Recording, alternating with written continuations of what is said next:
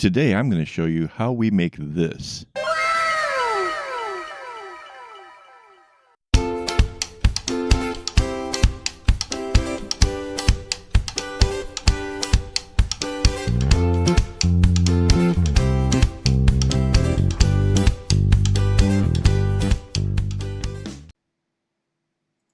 Hello and welcome. This is Kevin, also known as AKAAWOL, and today I'm going to show you how I put together this can.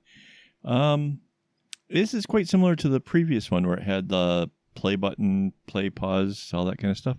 But this one I did a little bit differently in the sense that if you watch, I'm putting on a cold color, then a hot color, a cold color, cold, hot, and just continuing that for kind of, well, all of it.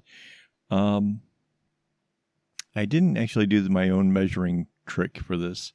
I just went with, loading it until it actually fit around the can.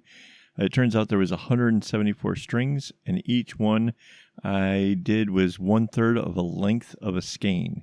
So a skein is like 8 meters, so that makes it like 2.5 meters long, give or take, which is pretty close to a little more than 2 yards, I think.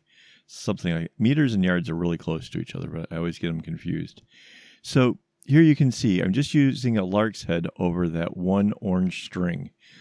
And that string becomes like how I join this to make the whole solid tube.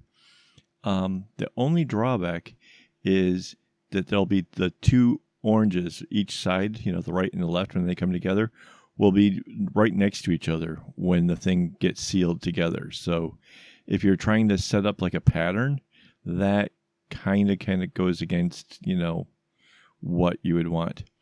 Once I got it to full length, I went ahead and did a few rows. Now you can see from the clips, I got that going really level along with the board.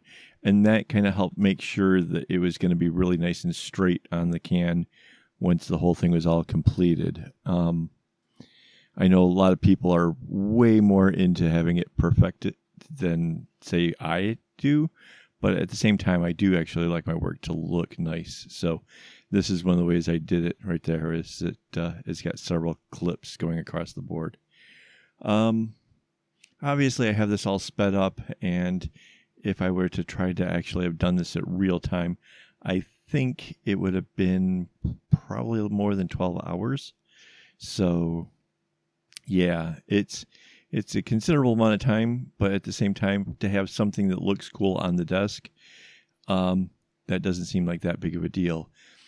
I did mention that it was 174 strands, and at 1/3, that makes 58 skeins worth of floss. So if you're thinking about doing this yourself, I would highly recommend you go check out that video I did about my 8 kg of floss, because there I actually gave the link to where I buy my floss. Because if you were doing this with stuff that you got like at the store that's 50 cents or more, or even $1, this could be very costly. This cost me less than $5 USD to make this. So I mean, the choice is obvious to me, but then again, maybe shipping problems, or you're not buying in bulk or whatever, just a heads up. Here's where I actually join it. Now, I think I tried to get too close with the camera, and that's why it's a bit blurry. I'm sorry. But I really felt like I needed to show this part because this is probably the most important.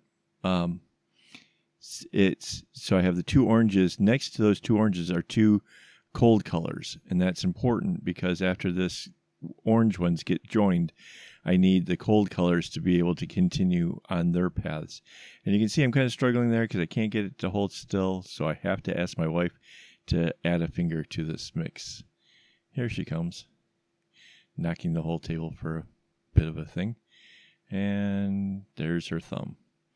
So I just tied this in a bit of a square knot, so it's real nice and tight, and then figure out which string is over on the left-hand side there, and bring it on down. And you can see it's going over that cold color, right? So this is just basically following it along just the same way it has been. It's the next string, the next orange one, that I have to do a little something different. I have to go to the right to go onto the cold color that was there, and then come back to the left. So it's relatively simple. Those will both be in 5, and then the one following it will be actually a little bit, will be 4, 3, 2, 1, right? And then I can go on with the next rows going to my right. So relatively speaking, as far as difficulty wise, if you know your right and left knots, this is super, super easy. And because it alternates, there's just 5 knots per each row up until nearing the end. The strings get used so evenly that I had a lot left over. So you might even have been able to have gone with your strings in quarters, particularly if you maybe had a smaller can. This was from one of the largest cans of peaches that I saw at the supermarket. So basically what I wanted was a can to put on my desk to hold some clips in it, because it seems that every time I turn around, I need an extra clip for something. Like even look at this project here. It's got 3 clips to hold it onto the board. So yeah, just it's about the practicality of it all and having something that looks nice. Plus, I really suspect this would make a nice gift. I mean, who wouldn't want something for on their desk or, in their office or something to, put pens in or whatever those odd knickknacks are. I think this is an all right kind of gift. So you can see there's where the 2 oranges are. So if you're ever see somebody that makes one of these things and you're trying to figure out where they began, that's going to be the giveaway. Alternatively, though, I suspect you could kind of make it 2 different colors, perhaps. Maybe if you used 2 separate strings and then after you tied the knot, you kind of separated it. But I think that would create like a little flaw right there that it would be visible. I don't know. If you have an idea for how to maybe do it differently, I'm all ears. Oh, I guess you could link 2 strands, right? You could, kind of loop them over each other and then just have that buried in the middle somewhere. That would work. Anyways, see, there goes my problem-solving skills. Here I am mid-stream going like, nope, can't do it, and then suddenly realize, oh yeah, totally could. So 174 for this one. Mind you, I think my last one, the other can, was right around 110, 120. So yeah, this is considerably bigger. I'd say the can, volume-wise, is probably at least double. So there is that. And yes, it's a bit time-consuming, but put on a show on YouTube or Netflix or something, and before you know it, the whole thing's over with. So, so like I was saying, I'm doing the hot colors are going to the left, and then the following rows are the cold colors. And again, this is just one of those kind of projects where I have a lot of string left over from other projects, and to kind of use up what I have left that I don't necessarily have a combination for, or not sure what I'm going to use it for. That's what this is. This is just one of those kind of projects where if you have something left over, save it, because you never know. And this one I really like the way it came out. I do have a plan to do something similar to this for a friend of mine. Friend is just opening up a leather shop in Ohio, and kind of excited for him. I think it's really cool, and I think this would be the kind of neat thing to have at the checkout. Where people have pens. Do people write checks anymore? I don't even know if that's a thing. I haven't had a check in 10, 12 years now, but pens at the counter in case somebody has to write down something.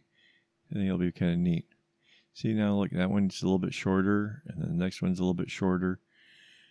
Yeah. And now that it's joined like that, it kind of goes a bit faster.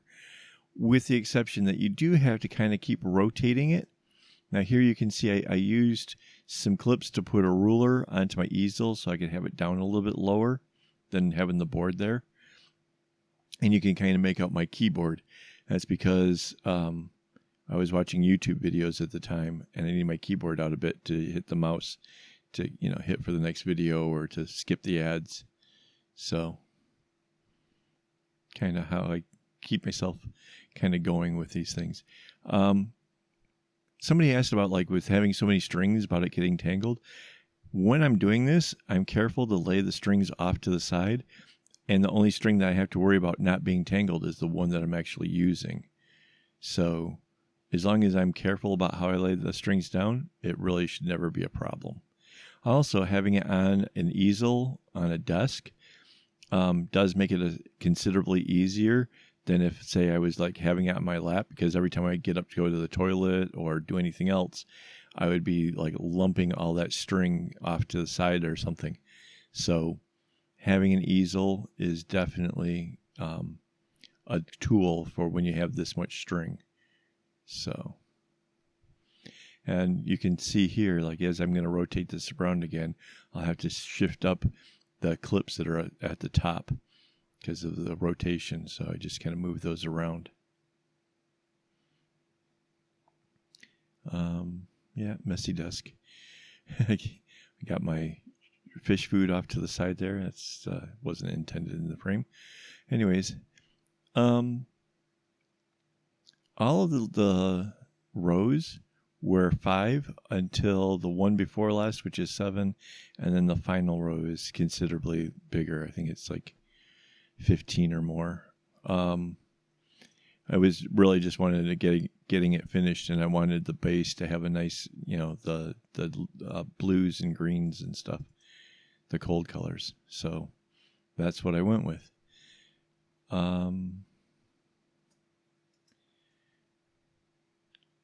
Yeah, just watching this is mesmerizing. Yeah, once again, see, I have to move the clips around. It does take away from, like, how quickly you can do it, having to keep shifting it because it is a tube. But at the same time, I think it's better than trying to, like, alternatively, I could have done this as like one long big flat thing, and then tried to, like, have the seam or something in the back.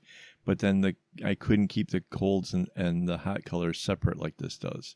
It's only because it's in a tube that I can keep all the colors going in the same directions, right? Because as soon as you do it flat, as soon as the color reaches the edge, it bounces back inwards. So it's very distinct, but because it's so distinct and because it's a thing, I think even novice people who, you know very little bit about friendship bracelets can recognize the fact that there is something kind of special going on here.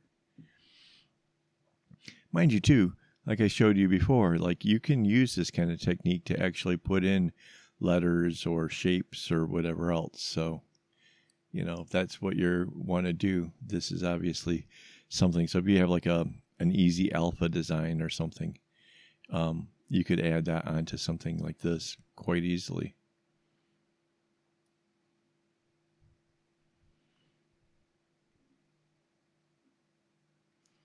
Yeah, I'm not sure what the dimensions of this can are. I forget. I was going to write that down before I started taping it. And of course I forgot. Hang on. It's almost exactly 4 inches across, like just barely off of that. And if you're into metrics, then it's about 10 cm. And the height is, if you're into metrics, I think it's 11.5 cm, or a little bit more than 4.5 inches tall. So pretty big can. And it definitely holds a lot of clips. I basically took all of them that were laying around here on my desk and just kind of threw them in, and I'm not even halfway full. So yeah, that's going to work out really, really well for around here. So again, I kind of feel like maybe I could put these in the shop. My only thing is that would I have the can with it, or sell it and then you guys have to like find the can to put inside, because shipping it, I'm afraid they would get bent up. I'm not sure how I would do that. Here you can see how I'm setting up for the final row and how each one gets a little bit longer, right? See, it's ending on that one orange strand. And I'll do that all the way till I get to where it's the right length to hit to the bottom of this can. And then as I go through, I just drop the 2 strings and continue around. So we're in the home stretch here. And that, like I said, the hot row before is 7 knots versus all the rest having 5, which kind of gives an illusion like the can is bigger than it really is, which I think is kind of fun. Kind of that whole Disney World, the castle in the middle looking bigger because the windows at the top are actually smaller. It's just a perspective thing. I tried to actually make this as random as possible when it came with the strings, and I had my wife to thank for a lot of that. She was one passing them to me. So then came this part. This part's always a little bit scary. I have to trim off the strings so that way I can glue it across the bottom because I don't want to scrape up the desk. And this is one of those where it feels like, ooh, if I don't have this right and I cut too much or whatever. But it turned out just fine. So, I mean, yeah, it is what it is. Of course, I've discovered that I was sort of blocking the camera too much, so this way worked better for the camera. So, like I said, this was just from a can of peaches, and obviously that's a lot of string being left over, but I'd rather have too much than too little. Adding string is not fun. I just realized that's a pun. Anyways, so yeah, once I have this all cut and out of my way, I used basic school glue. I think it's I think some people sell it as like a wood glue, but it's the stuff that's safe for children. So I don't think there'll be any problem if you use it in your home. The can itself, when I used the can opener to open it, by the way, I did check to make sure that there were no sharp edges. I didn't need to file it, but be careful with that if you're going to make one for yourself. I would not want any knotters to end up with a nasty cut on their fingers, because then you might not be able to work the strings so much.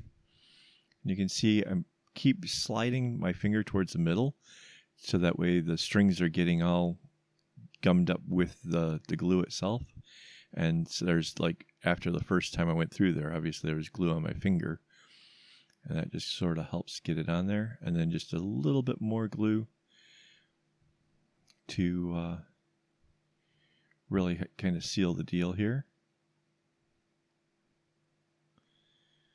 And I really don't think it takes all that long for the glue to cure, but in my case, I did let it cure overnight before kind of messing with it. Really don't think it needed so long, but it was kind of late in the evening when I was doing this part right here. So there we go. Now at this point, you could use like leather or a bit of felt or something if you wanted to cover up that part, make it look really super cool.